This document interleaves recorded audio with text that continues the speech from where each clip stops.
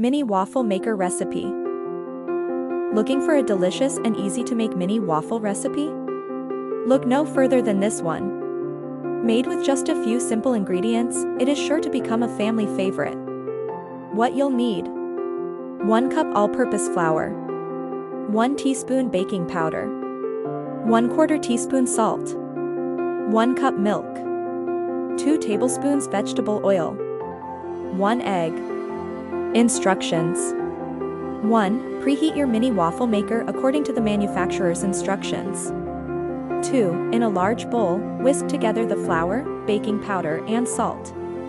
Add the milk, oil, and egg, and mix until well combined.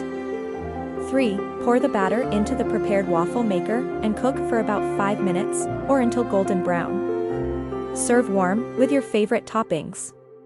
Enjoy! Thanks for watching. Don't forget to subscribe.